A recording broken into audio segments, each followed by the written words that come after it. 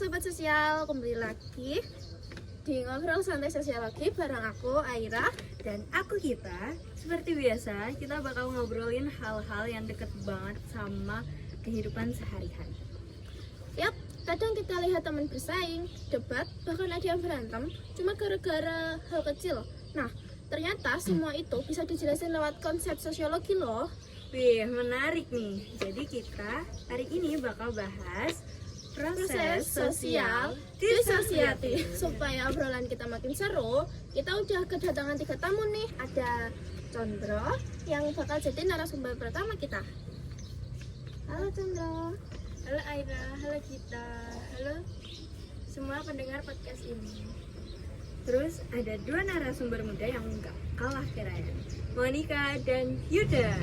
Hai semuanya, aku senang banget bisa ikutan ngobrol hari ini.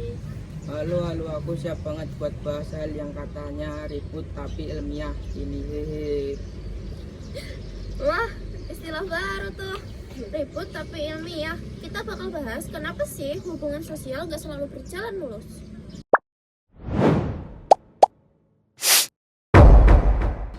Chandra, boleh dong dijelasin dulu secara sederhana apa itu proses sosial disosiatif? Tentu, proses sosial disosiatif adalah interaksi sosial yang arahnya menuju pertentangan atau perpecahan. Jadi kalau proses sosial asosiatif itu menuju ke kerjasama, disosiatif justru sebaliknya, bisa berupa persaingan, kontroversi, atau konflik. Oh, jadi kalau 2 orang punya tujuan sama tapi caranya beda, bisa timbul persaingan gitu ya? Betul banget Aira, tapi perlu diingat nggak semua disosiatif itu buruk loh. Kadang justru bisa bikin masyarakat berkembang. Kalau menurut Monica sendiri, di sekolah pernah ngalamin hal kayak gitu nggak sih? Pernah banget, misalnya waktu lomba kebersihan kelas.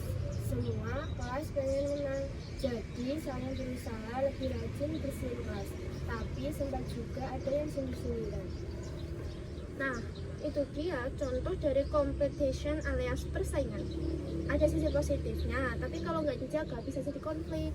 Benar, persaingan itu sehat selama dilakukan secara positif, tapi kalau udah muncul iri hati bisa berubah jadi kontroversi. Nah, ngomong-ngomong soal kontroversi, Yuda pernah ngalamin atau lihat contohnya nggak sih? Hehe, pernah dong. Waktu itu temanku kesal sama kelompok lain karena merasa idenya ditiru. Tapi dia nggak ngomong langsung, malah bikin status di medsos. Kayak ada aja yang nggak bisa mikir sendiri. Wah, itu sindiran halus banget ya. Nah, itu contoh pas banget yuk. Kontroversi itu bentuk penentangan tersembunyi, belum sampai konflik terbuka, tapi udah ada rasa nggak suka di dalam hati. Kalau konflik sendiri, gimana ya Con? Itu berarti udah tahap paling parah ya? Bisa dibilang iya Ira, konflik itu benturan kepentingan atau pendapat yang bisa muncul antar individu, kelompok, bahkan antar negara. Tapi konflik juga bisa membawa perubahan sosial loh, asal diselesaikan dengan cara damai. Contohnya kayak demo buruh menuntut upah yang lebih layak kan, Con? Itu memang ada pertentangan, tapi tujuannya memperbaiki kondisi kerja. Tepat sekali kita. Jadi jangan anggap semua konflik itu negatif. Kalau disalurkan dengan baik, bisa jadi alat perubahan sosial yang penting. Kalau dipikir-pikir, proses disosiatif itu kayak bagian alami dari hidup ya Con. Karena manusia pasti punya perbedaan. Iya, setuju. Kalau semua orang sepakat terus dunia malah jadi membosankan. Hehehe. Wah, bener juga tuh Yud. Tapi jangan sampai perbedaan malah bikin permusuhan ya. Betul, kuncinya di cara menyikapi. Kalau kita bisa terbuka, jujur, dan saling menghargai, disosiatif justru bisa memperkuat solidaritas sosial.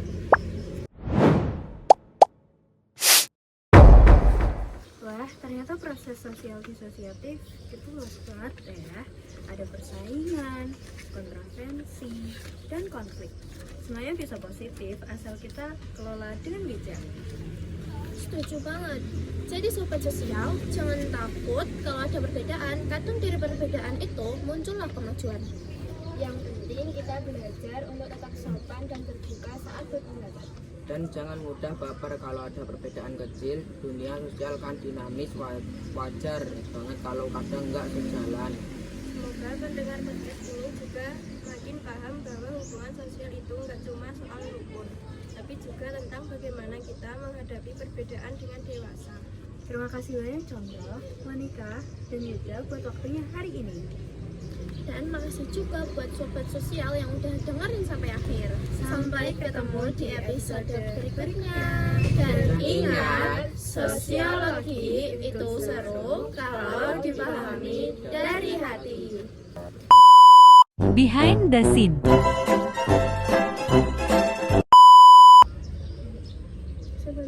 Tentu proses sosial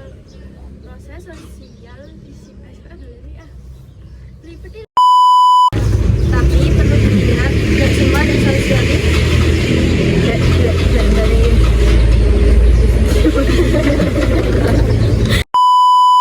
Nah, ngomong-ngomong soal kontravensi, Yuda pernah ngalamin atau lihat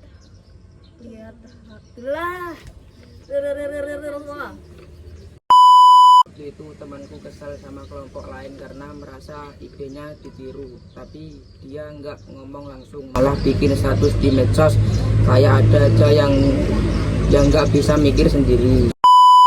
Wah,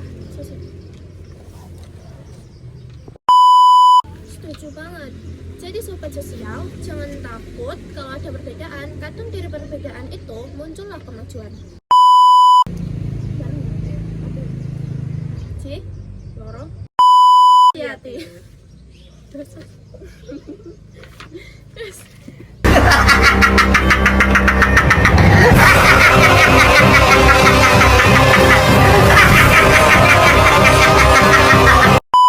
secara sederhana apa sih?